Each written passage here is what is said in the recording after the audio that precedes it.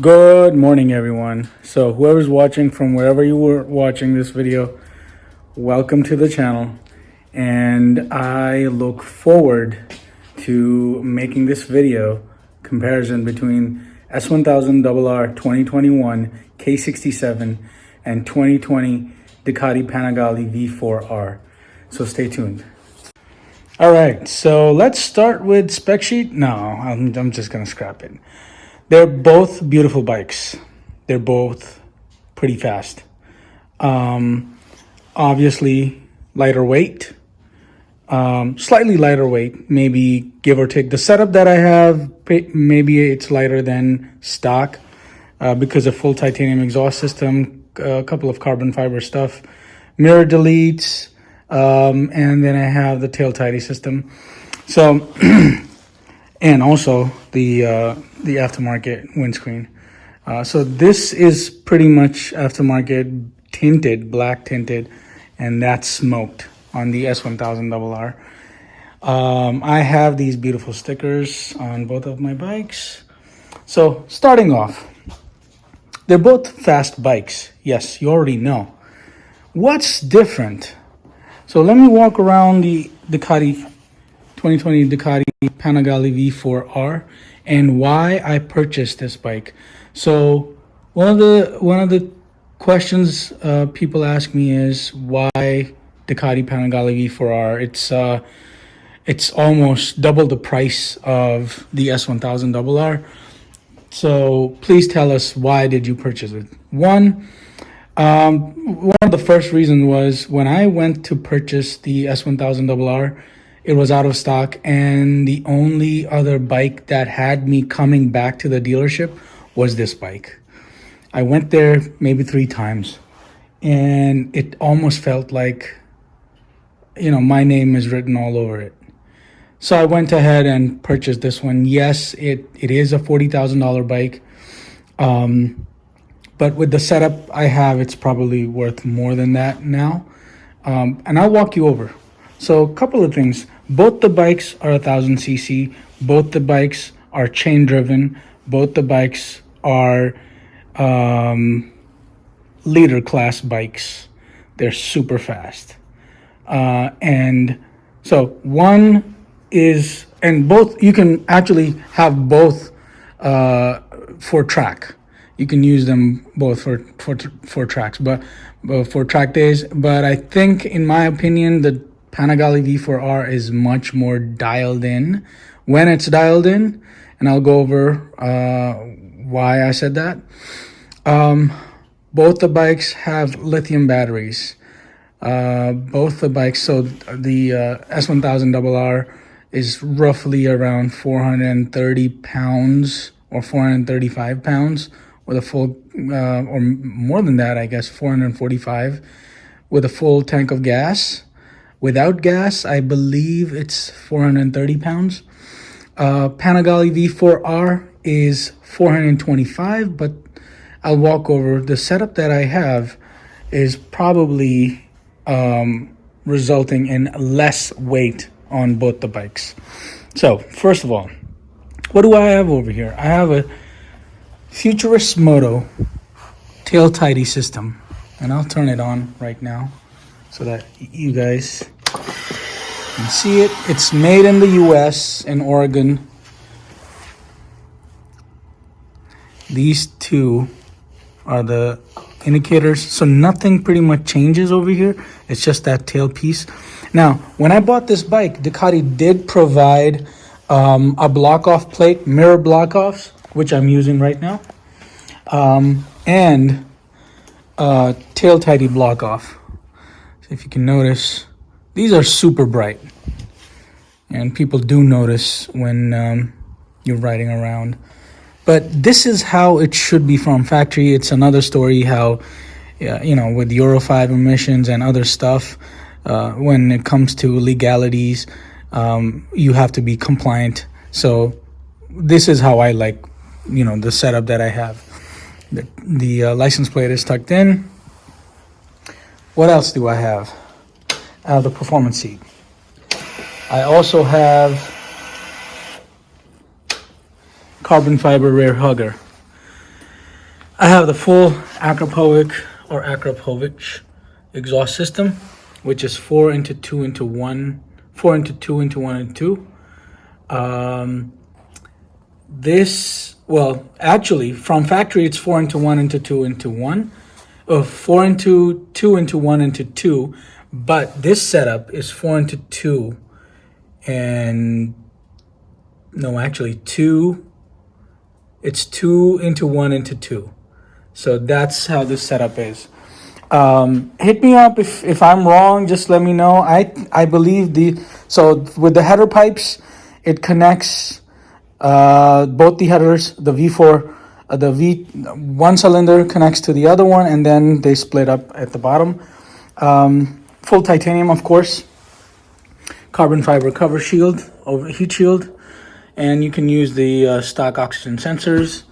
The rear set, this is a stock rear set, but that needs a little bit of adjustment in terms of when installing this exhaust.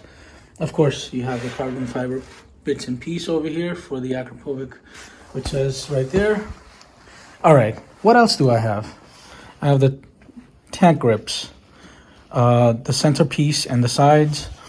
I have the performance seat with heat shield underneath from Ducati Spacers. Heat shields under this and the subframe, and you can see a little bit of heat shield right here.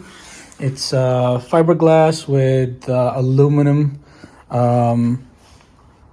shield. So what else? I have the Sprint filter with the performance exhaust. I have this carbon fiber battery cover or front tank cover piece. I have a Moto Gadget turn signals and full aluminum polished mirrors. So these are aluminum, they're not glass. If God forbid I'm lane splitting, which I don't, but if I do that in tight spaces, this won't break or scratch. You can just polish it off. Carbon fiber wings from factory, nothing there that I did. Carbon fiber front hugger, nothing that I did.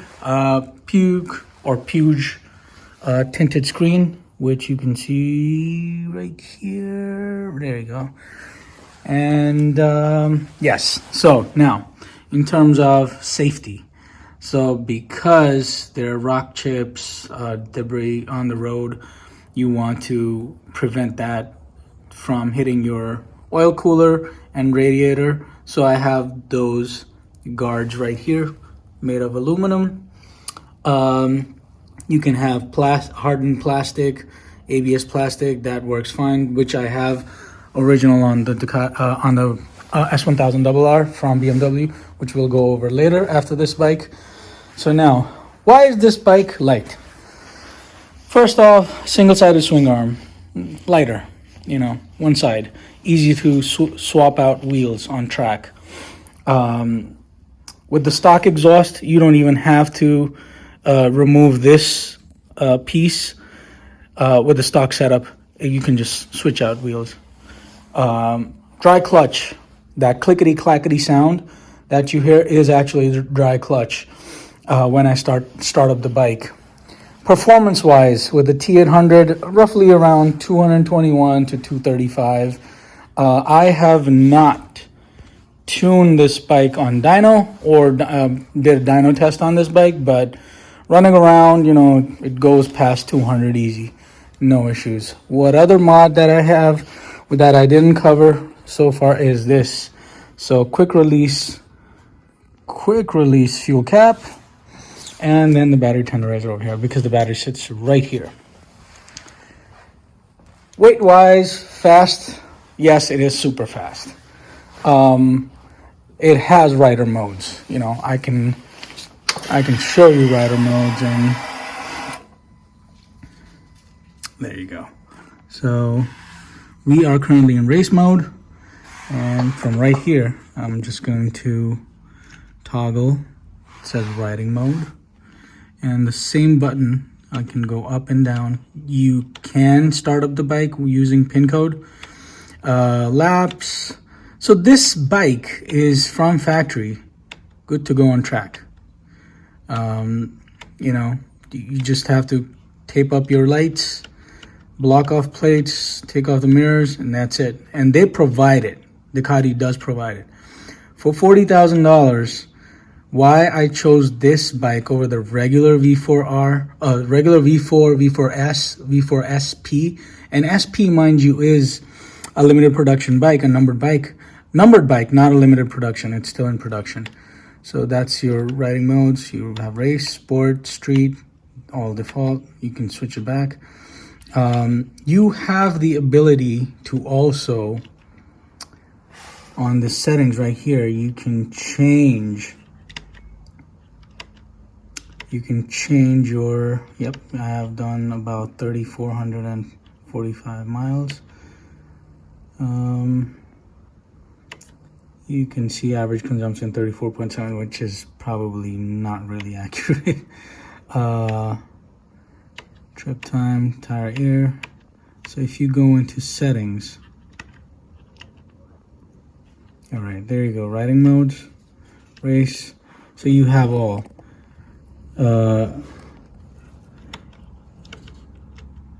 DTC, which is Ducati traction control, wheelie control. This is slide control. So there are 3 settings, all right, in the race mode. So it's the most lenient. Then you have engine braking, high, normal, reduced engine power. So that's how you control. So there are 3 settings over here: high, medium, low. Ducati is keeping it relatively simple. I think they could have added more settings and made it a little bit more interactive, but this is good enough for track and occasional street riding. And I'll tell you why. Because we're doing a comparison video, so it's important to tell you that it's occasional street. Now, coming back to, all right, main screen, and then exit. All right, look at the red line. Rev limiter is 17,000 RPM red line on a 1,000cc bike. So that's something. That's phenomenal. The sound it makes, the power it makes, and it goes like Schnell. You know, it goes super fast. Comparing it to the S1000RR K67 2021. One thing I didn't mention is the stopping power also. So Ducati has full Brembos, whereas BMW does not have Brembos. So these are BMW brakes. Also, BMW does not have Öhlins suspension. Well,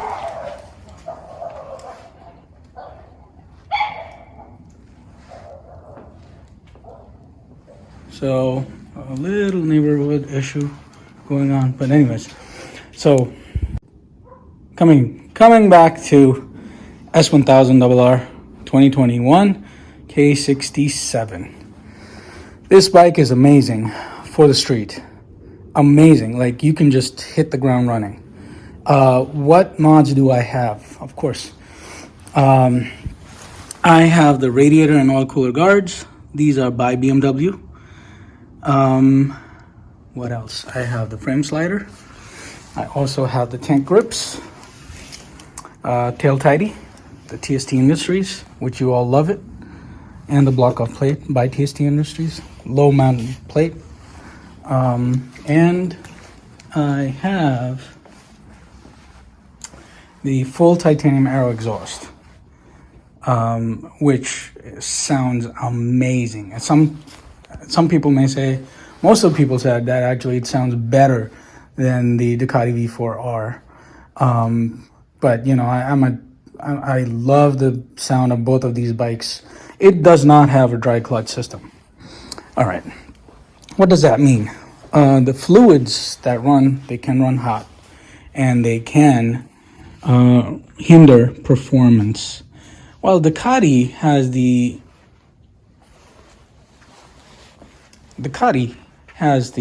dry clutch system, which is easily swappable, changeable on the track when you're doing heavy track days. Similar situation with tires, easy swappable. Just you just need a bolt over here. Just take it out and change the wheels, put them back on. Whereas on the BMW, this is not a single-sided swing arm, so you have to remove this bolt and that side right here, and then you have to loosen it up and bring out the tire. Well, having that said, why do I prefer Ducati as much more fast, trackable, and better bike? Yes, it is fast.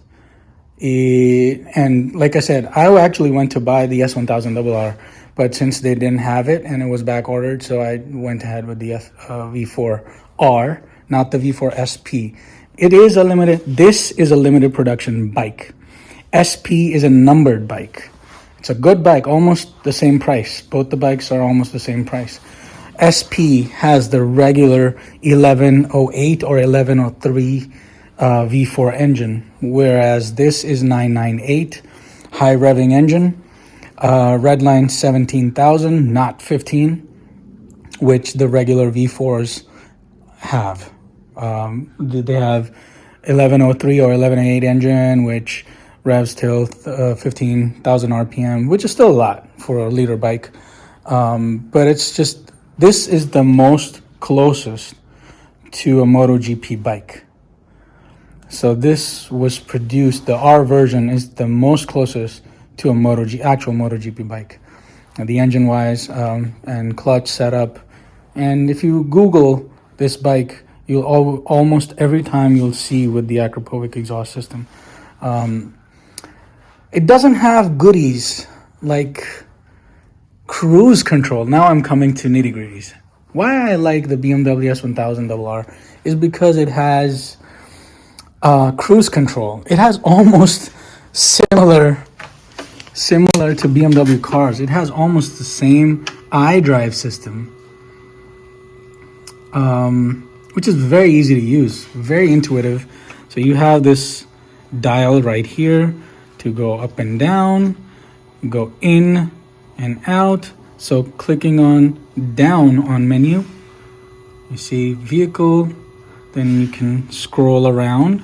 So I'm gonna scroll, sport, navigation, which Ducati doesn't have, media, which Ducati doesn't have, telephone, which Ducati doesn't have, and then more settings. So that is more vehicle settings. You have the racetrack option, on and off. It's currently off. And then you have the option to configure it. When you go down on configuring, it changes the bike electronically. I mean, you can imagine how much advanced technology has gone. You can change all of the behavior of this bike, how it reacts, how fast the quick shifts are. Do you want engine braking or you don't want engine braking? How the throttle response changes. So all with this tech, yes, it makes the bike a little bit heavier, not as light as the V4R, as my Ducati. So then you can go into vehicle settings, can go target pressure warning. So that's for the tires, I believe, a lap timer, shift light. You can have everything configured over here, and there are more settings. So a lot of people, they say, oh, Ducati has cool gauges and settings. Yes, 3 levels of setting. I believe BMW provides you at least 5 to 7 levels of settings, and it connects to your Bluetooth communication system, also your phone, and gives a variety of information, including GPS maps, phone calls. You can pick your phone. You can see on this dash who's calling you. You can change your music, and if you have your Apple Watch, you can just swipe around and play the next track, Spotify, whatever you like to listen. Navigation wise, you get turn by turn navigation on your screen and communicated to your communication system. But what's more important is the performance of this bike. It's almost similar. When it comes to tunability, and with all the mods that I have, from windscreen, from the frame sliders and all of that, just crash protection and stuff, mostly the exhaust and the sprint filter that is installed, that have enhanced the bike a lot. It has made the bike a little bit faster. I have advised my dealer on the first service to do the BMW torque upgrade on my bike. That was for free. So anyone who has the K67 platform bike, they can take their bike for service, or even just to get the torque upgrade for free. Yes, it's for free. It does cut off a little bit of your top speed, not a lot, but that upgrade is for free. The other thing I'm gonna say is why this is a perfect street bike or road bike is it has cruise control. You can set over here, you can relax your arms and hands, give them a little break, like 10-15 seconds. You can do that easily. The levers are matching, nice, clean, black, a little grippier than Ducati because they're polished and clean and a little bit slippery, and both are adjustable. Both bikes have adjustable levers. Now, besides the cruise control, which is a biggie for me, and you guys know I already have the Honda V4R for longer cruise traveling or just interstate traveling. That's an amazing bike. Also, it's not a slow bike. It is from factory 170 horsepower bike. It is pretty fast. It is V4 engine and kind of tuned towards sport touring. But I'm not here to talk about that. I'm talking about the next thing that stands out on this bike for a few pounds or less. With the tech they've added on the S1000RR, they managed to put heated grips. 3 level of heated grips. Amazing. That thing is amazing. And your hands are warm.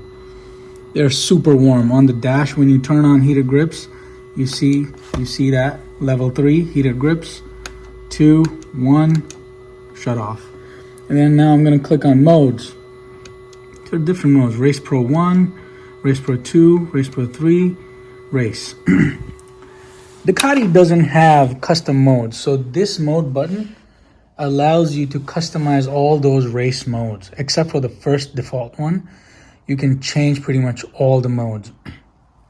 As meticulous as I am, I have put screen protectors on both the dash for the BMW S1000RR and also for the Panigale V4R. All right, now let's start them up.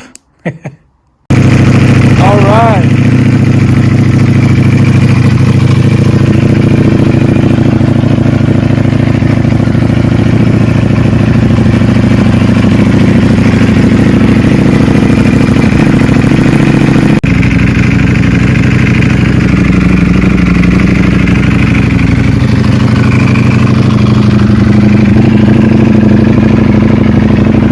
Almost looks like Decepticons from Transformers.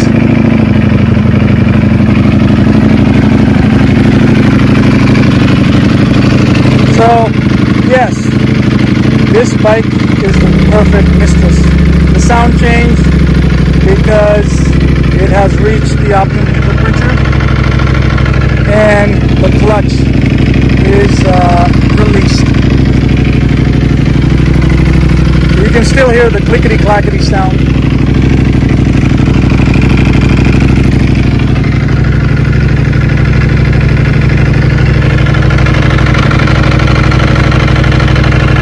No heated grips, no cruise control. strictly business. Everything Brembo. Brembo, Oleans, and that's all the quality stuff. Time to start up the S1000RR. So BMW relearns. There is no up map like Ducati, which is the downside. But BMW ECU is so smart, it adjusts by itself. Noticing that there's a performance filter and performance exhaust, it adjusts by itself. Reading the oxygen sensors and the emission sensors, it adjusts by itself. So let's give it a shot. Cold start.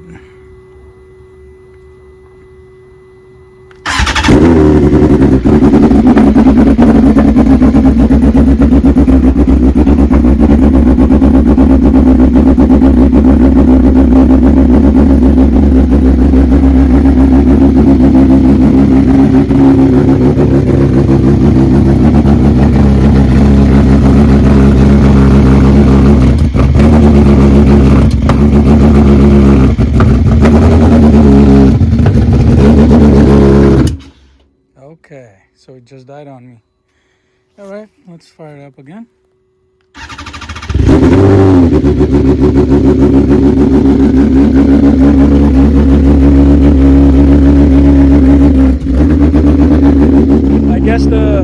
I guess the fuel is a little rich because last time I ran E85 in it, and I may not have completely flushed it. But now it's fine.